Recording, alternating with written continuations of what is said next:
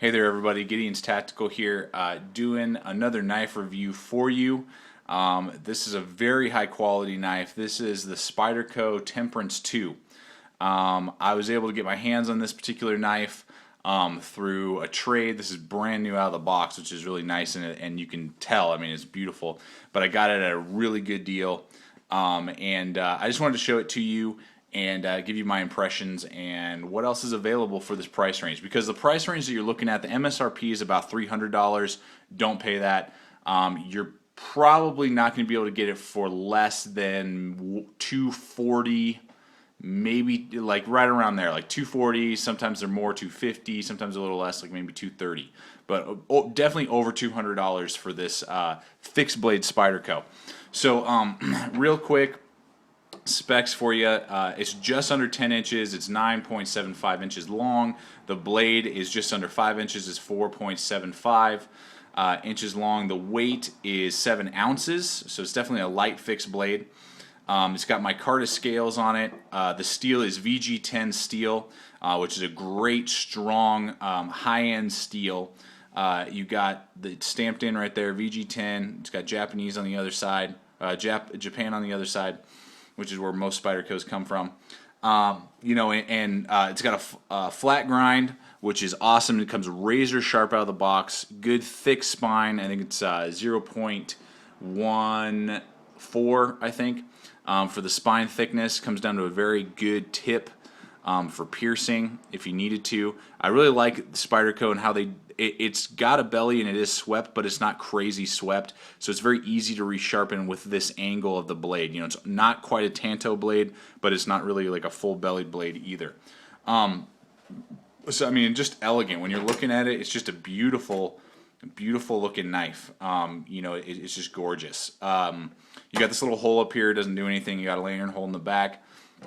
You got a thumb ramp right here and some jimping. Not the greatest jimping. I would have liked to see a little bit better jimping there.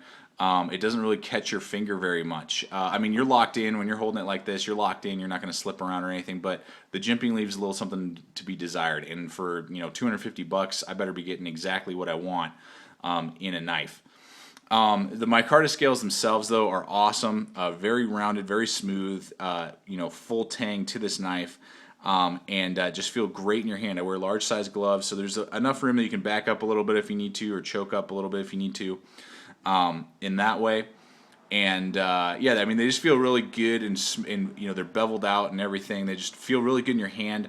They are slick, though. I've felt better micarta that grips a little bit better. This doesn't grip too well. It's very sleek and smooth. This reminds me very much of like a Porsche knife. This is like the Porsche of the knife world in a way. Overall impressions, I mean, this is an awesome bush knife, and if you're a Spyderco guy, I mean, this thing is sweet. When you whip this out at the campsite or on a hunting trip or something like that, I mean, everyone's going to go, whoa, let me see this knife. Let me get my hands on it. The sheath itself, we'll look at the sheath really quick, is like a Krydex, has plenty of lashing for paracord. Paracord will definitely fit through there. Got a little drainage hole right here for the blade itself. On the back, this is the thing I don't like. They didn't give you a blade tech lock, which you can molly to stuff. That's a lot wider, and it clips securely and locks in place, and is actually locked on your belt and can't come off. This same style and design, you screw it in, but it's a clip. It's like a pocket clip type of thing, and it's really thin. It's only like maybe 2 inches, so it's going to fit on a normal size belt, but not a tactical belt, and you can't weave it through molly, or anything else like that. And there's the possibility of you sitting down and knocking this off your belt or off whatever you're wearing it on, and losing your knife. So I mean, this is not very secure, in the sense that this can definitely come. I mean, you can see there, this just flexes out very easily, and you could lose a $250 knife without much trouble if you're not careful. So my recommendation would be, you can buy, I think they're like 20 bucks online, buy a Blade Tech locking system, because they lock securely and they cannot come off your belt, and you can also put it to molly if you want. It's about 25 bucks online, and they will line up with these holes, and you can screw it in just like this is. But again, for $250, why didn't you just give me a Blade Tech lock?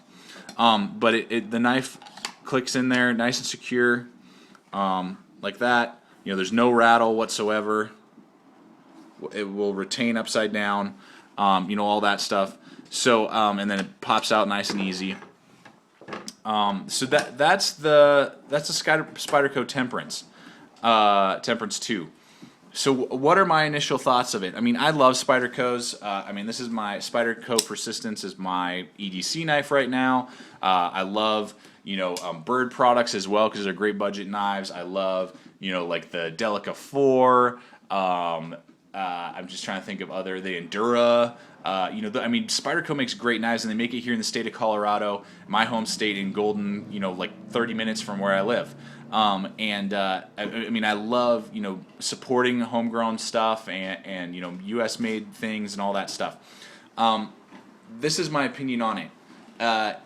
Is it worth $250? No. It's a markup. I'm going to tell you that right now because there's several other stainless steel high quality knives very similar to this knife for about $100 less, more around the $120 to $150 mark than the Spyderco. Now they don't look as beautiful, they're not as elegant as this knife, but they're a little bit more practical. I'll give you a really quick example.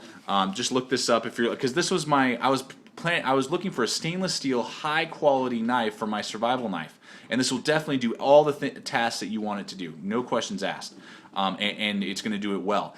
But with some of the things like the clip, the jimping, the not very good texturing on the handle, and the price point, I'm like, man, there's other stuff out there. Another quick example would be an Ontario Blackbird Sk5. This has 154 cm steel, so same Rockwell hardness, very same in design. Both have micarta handles, full tang, very similar, full flat grind. This one has more of like a nylon Molly design sheath. So I mean, this Kredex one will last longer, but this one has more, you know, options right out of the gate. So I mean, this knife goes for about $130 versus we're talking $230, $250.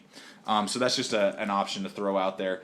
And that's my personal survival knife because I went just for price point, really. Price point, and I love Ontario knives, and they're made in the U.S. as well. I just watched a couple videos on the designer of the Blackbird Sk5. So that's just an option. But if you like Spyderco's, or you're like, yep, I got to have that knife, it's just awesome, you're not going to regret it. I just feel that's about $100 to $80 overpriced, and you're paying for the name of Spyderco, not really what you're getting. You're getting a great knife, don't get me wrong, but it's more of a $120, $150 knife. It's like, you know, Nike Jordans. Are those shoes worth close to $200? Absolutely not. You're paying for the name of Jordan on them and the notoriety of having, you know, Nike Jordan shoes. Same thing with this Temperance.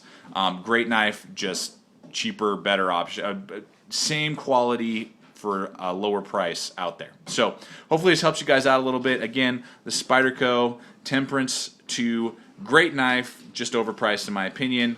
But if you like Spyderco, pick one up. You will not regret it, and it'll be the talk of the town and be an heirloom for years and years to come. So thanks for watching. Stay equipped, stay prepared. I'll see you out there.